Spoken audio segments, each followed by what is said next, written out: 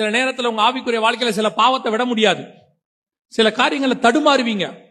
ஐயோ இதை நான் விட்டணும் அப்படின்னு நினைப்பீங்க. சில காரியங்கள்ல இருந்து வெளியே வரணும். நான் சொல்றது அது ஒரு சிலருக்கு விபச்சாரம் வேசி மார்க்கமா இருக்கும், ஒரு சிலருக்கு கோபம் மூர்க்கம் இதுவா இருக்கும். சிலர் சொல்லுவாங்க எல்லாம் ஓகேங்க, இந்த கோபத்தை மட்டும் என்னால என்ன பண்ண முடியல, கண்ட்ரோல் பண்ணவே முடியல. அன்பு என்கிற கனி இருக்குது, கோபம் என்கிற மாம்சமும் இருக்குது. இதுல இருந்து நான் எப்படி விடுபடுறது? இந்த மாதிரி பாவத்துல இருந்து மாம்சத்துல இருந்து எப்படி விடுபடணும்னா இந்த கனி வரணும். கனி வரணும்னா நீங்க தேவனோடு கூட தனித்திருக்கணும். ஒரு விஷயத்தை நல்லா புரிஞ்சுக்கோங்க, எவ்வளவுக்கு எவ்வளவு நீங்க தேவனோடு கூட இருக்கிறீங்களோ அவ்வளவுக்கு அவ்வளவு பாவத்தை விட்டு நீங்கள் தூரமா இருப்பீர்கள். நான் சொல்றது புரியுதா? நீங்க போக வேண்டாம், பாவம் தூரமா போயிடும். உங்களுக்கு அதை பத்தி எண்ணமே இருக்காது. கர்த்தர் சொல்ற நேரத்துல சஞ்சரிக்கணும். அவர் கூட இருக்கும் பொழுது இந்த மாதிரி வரங்களும் கனிகளும் தானாய் வரும். பலன் உங்களுக்கு வரும். உங்கள் பலவீனங்கள் எல்லாம் மாறி போகும்.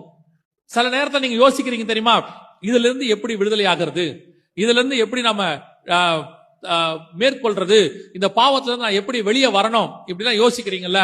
இதுக்கெல்லாம் நீங்க செய்ய வேண்டியது ஒன்னே ஒண்ணுதான்.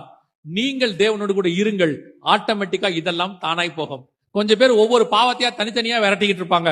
ஆண்டவரே இனிமேட்டு நான் இந்த பாவம் செய்யக்கூடாது, இனிமேட்டு இந்த பாவம் செய்யக்கூடாது, இனிமேட்டு அந்த பாவம் செய்யக்கூடாது. நான் சொல்றேன், ஒவ்வொரு பாவத்தையா விரட்டணும்னா உலகத்துல இருக்கிற 1000 கோடி பாவத்தை நீங்க விரட்டணும், ஒவ்வொன்றையா விரட்டணும்.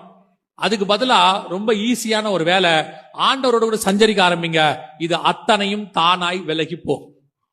அவ்வளவுதான். ஒரு இருட்டை போக்கணும்னா அந்த இருட்டை விரட்டி பிரயோஜனம் இல்ல, ஒரு லைட் போடணும். உங்க எல்லாருக்கும் ஈஸியா தெரிஞ்ச உதாரணம் தான். லைட்டை போட்டா எவ்வளவு பெரிய ரூமா இருந்தாலும் வெளிச்சம் வந்துடும். லைட்டு பெருசா ஆக ஆக வெளிச்சம் ரூம் முழுக்க அதிகமாகும். அந்த ரூம்ல இருக்கிற பூச்சி கீச்சி எல்லாம் ஓடும் பாருங்க. லைட் போட்ட உடனே ஆட்டோமேட்டிக்கா இருக்கிற கர்ப்பமூச்சில எல்லாம் என்ன செய்யுது, மூளைக்கு மூளைக்கு ஓடுது. அதே மாதிரி தான் உங்களோடு கூட கிறிஸ்துவோடு கூட நீங்கள் நடக்க ஆரம்பிக்க ஆரம்பிக்க ஆரம்பிக்க உங்களுக்குள் கர்த்தருடைய வெளிச்சம் வர வர ஆட்டோமேட்டிக்கா உங்களுக்குள்ள இருக்கிற இருள் எல்லாம் தானாய் போகும். பாவத்தை ஜெயிக்கணும்னு நினைக்காதீங்க, இயேசுவோட இருக்கணும்னு நினைங்க. பாவம் தானாய் ஜெயிக்கப்படும். நம்ம பாவத்தோட போராடிட்டு இருக்கிறோம், பாவத்தோட சண்டை போட்டுக்கிட்டு இருக்கிறோம். இந்த பாவத்தை விடணும், அந்த பாவத்தை விடணும். அதனாலதான் பிசாசு என்ன பண்ணிட்டான்னா உங்களை ஈஸியா டைவர்ட் பண்ணிட்டான். எப்படி தெரியுமா? நீங்க இந்த பாவத்தை ஜெயிக்கணும்னு சொல்லிட்டு அதுக்கு ஒரு 6 மாசம் 1 வருஷம் ஆகுது, பாவத்தை ஜெயிச்சிட்டீங்க. பார்த்தா அடுத்த பாவம் இருக்கு. இப்ப இந்த பாவத்தை ஜெயிக்க ஆரம்பிக்கிறீங்க. இப்படியே உங்க வாழ்நாள் முழுக்க 50 வருஷம் பாவத்தோடயே போராடி இருக்கிறீங்க. அப்புறம் 50வது வயசுல நீங்க என்ன சொல்லுவீங்க தெரியுமா? இத்தனை வருஷமா போராடுறேன், ஒரு சில பாவங்கள் இன்னும் என்னை விட்டு போகல. ஏன் போகல தெரியுமா? நீங்க பாவத்தோட கூட போராடுறீங்க.